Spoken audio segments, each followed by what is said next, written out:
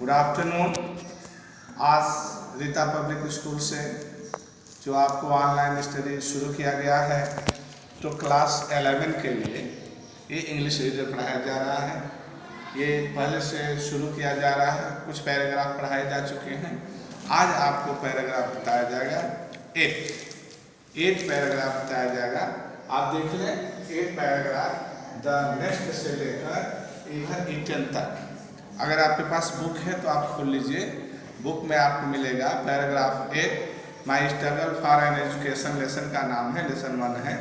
तो आप ध्यान से इसको सुनेंगे। लिखा है कि द नेक्स्ट मॉर्निंग यानी अगली सुबह। The next morning I found my self somewhat refreshed. यानी समव्हाट रिफ्रेश मतलब कुछ तरोताजा। रिफ्रेश मीन्स तरोताजा।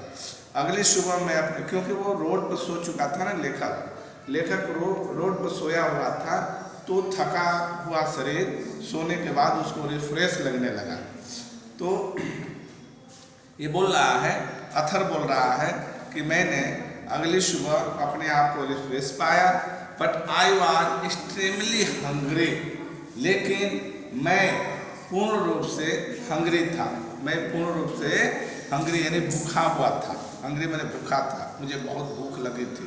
कई दिनों से खाना नहीं खाया था लेखक ने, इसलिए वो बहुत दिनों से भूखा था। As soon as it became light enough, मैंने जैसे ही, जितना ही जल्दी हो, यानी शीघ्र ही जो लाइट इनफ यानी धूप निकलने लगा। लाइट इनफ का मतलब पर्याप्त धूप निकलने लगा। For me to see my surrounding, तो मैं चारों तरफ अपने सराउंड को देख सकता था, अपने चारों तरफ की चीज़ों को देख सकता था। I notice that I was near a large ship, मैंने यह ध्यान दिया, यह नोटिस किया, यह पाया कि मैं एक बहुत बड़ी जहाज के पास में हूँ, उसके नज़दीक में हूँ। It seems to be unloading of cargo of pig iron. इसमें मैंने लिखा गया है कार्गो में क्या होगा और पिग आयरन में क्या होगा, ठीक है ना।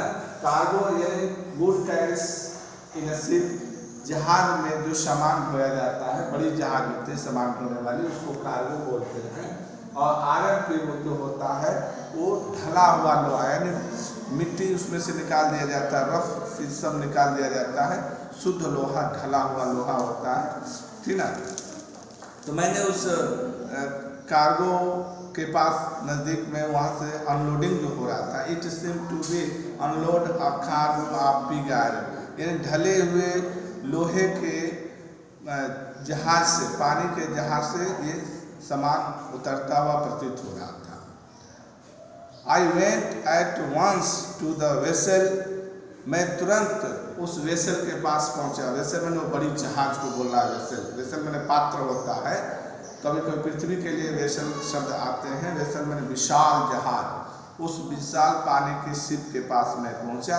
And asked the captain to permit me to help unload the vessel in order to get money for food. मैंने एक मिनट, यहाँ से आई आस्क कैप्टन यानी लेखक कैप्टन के पास गया और उससे अनुमति मांगा, परमिशन मांगा। परमिट बोल रहा है, परमिशन मांगा कि वह उस वेसल को उतारने में सहायता करेगा, हेल्प करेगा, इसलिए कि उसको भोजन के लिए पैसे चाहिए है। भोजन के लिए in order to get money for food लिख रहा है। I order to it order to get money for food, यानी उसको भोजन खरीदने के लिए पैसे चाहिए, इसलिए वह उस बड़ी जहाज पर जाकर उस कैप्टन से पूछा, ठीक है। The captain of white man, captain जो व्हाइट मैन यानी अंग्रेज था, श्वेत मैन यानी अंग्रेज था, कैप्टन जो अंग्रेज था, who seemed to be kind hearted, वह दयालु हृदय वाला प्रतीत हो रहा था। कंसेंटेड, आदेश दे दिया, कंसेंट कर दिया, आदेश दे दिया, ठीक है ना। I work long enough to earn money for my breakfast, अपने नाश्ते के लिए मैंने बहुत पर्याप्त लंबे समय तक काम करता रहा पैसा कमाने के लिए। And it seems to me as I remember it now, यह मुझको ऐसा प्रतीत हो रहा था जैसा कि आज भी मुझको याद है, to have been about the best breakfast that I have ever eaten, यानी मैं इतना अच्छा ब्रेकफास्ट उस दिन पाया जो कभी मैं कहीं खाया हूँ। ठीक है, यानी सबसे बेस्ट। आप एक बार ध्यान से सुन लीजिए, एक ही पैराग्राफ है इसलिए फिर से इसको रिपीट कर रहे हैं, ध्यान से सुने। The next morning I found myself somewhat refreshed, but I was extremely hungry. As soon as it became light enough for me to see my surroundings, I noticed that I was near a large ship.